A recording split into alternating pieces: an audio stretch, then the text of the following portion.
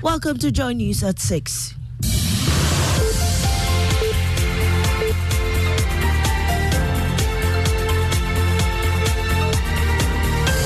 The news is live on Joy 99.7 FM and Hits 103.9 FM in Accra, in Kumasi on Love 99.5 FM and over 30 affiliates across Ghana's 16 regions, including Bedouin FM, Bumpurugu, Glenham Radio Bato, Gaskia FM, Techiman, and Radio Wawa. Get radio, TV, and online content on the myjoyonline.com interactive app. Coming up, stop complaining. Ghana Integrity Initiative charges Road Minister to report corrupt staff aiding in violations of the country's axle load regulations at his ministry to the police for prosecution. Also, Special Parliamentary Committee probing alleged plot to remove IGP and rig 2024 elections warns it will be forced to cause arrest of witnesses. If a former summons has been placed on you that you should appear before court and you don't want to come, and next stage is what we call bench warrant will be issued. In business, government vows not to restructure treasury bills despite growing concerns of rising interest costs in the amount borrowed from the market. We've got details on the Joy Business Report. And in the election headquarters, Elections Committee of the governing MPP dismisses reports of attempted camping of delegates by some aspirants ahead of the Superdelegates Congress. We are not aware of any campaign. Who have the clout, the influence to put together all these delegates as a way of camping them? I am Amesi Nyamiche Thompson. Stay for details.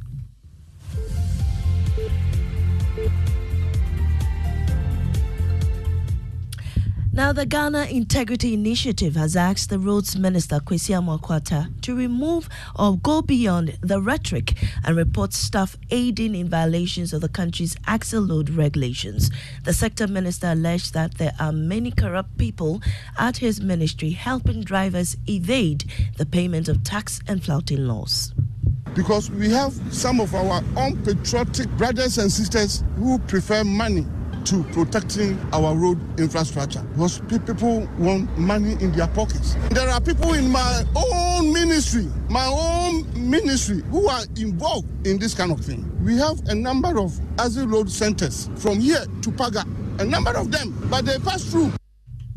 But fundraising manager at the GII, Michael Boedi, says the minister should report the staff to the police for prosecution. It is really, really sad. The minister said that when you sack them, Mr. Minister, the reality is that the sanction for corruption is not dismissal. It is a criminal offense. It must go through the criminal jurisprudence. You don't just sack people. That is why people come back and they do the same thing. I think Ghanaians are getting worried because now we are having managers of our country now complaining. And you had fundraising manager as the GII, Michael Boyding.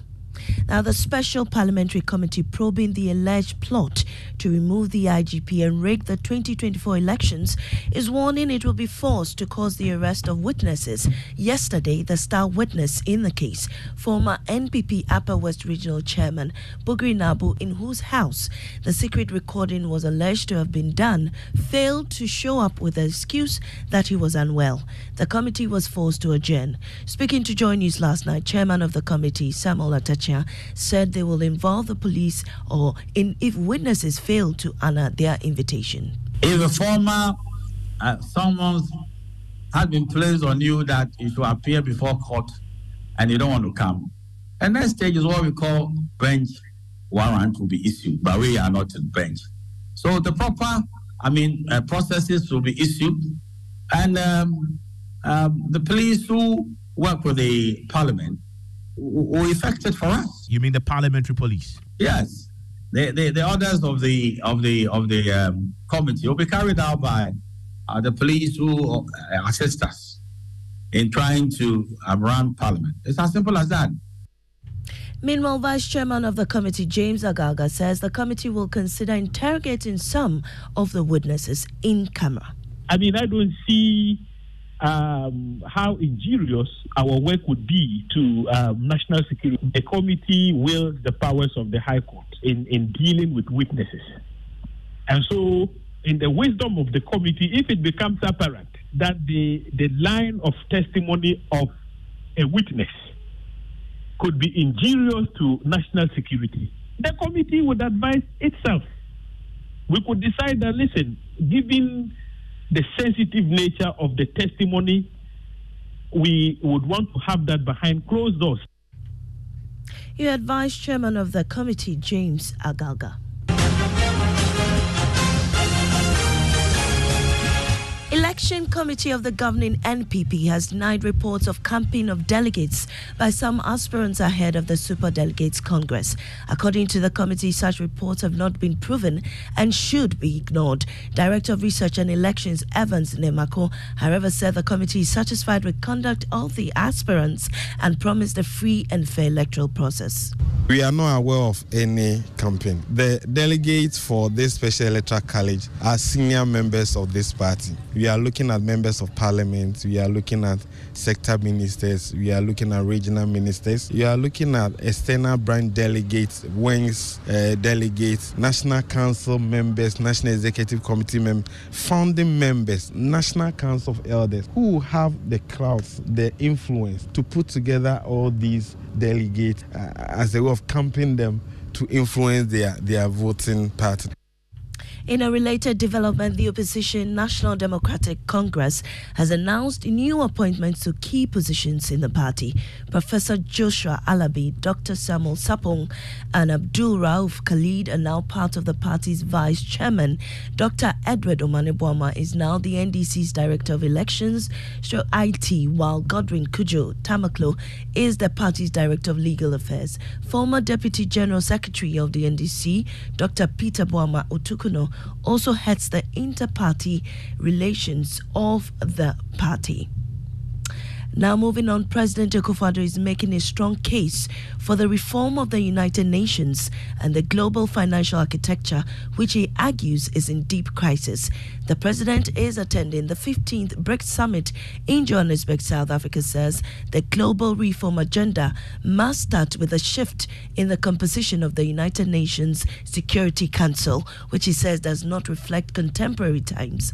My colleague Blessed Soga spoke extensively with Ghana's ambassador to South Africa on it and the possibility of Ghana joining the bloc. Over 60 heads of states are gathered in Johannesburg for the 15th BRICS Summit, which is underway here in South Africa. Present is the President of the Republic of Ghana, Nana Addo Dankwa Akufo-Addo, who is now becoming the first head of state from the Republic of Ghana to be invited for this year's summit. Now, the BRICS alliance is simply made up of countries such as Brazil, Russia, India, China, and South Africa, except to say that the traditional alliance says it is doing an outreach program to partner more African countries.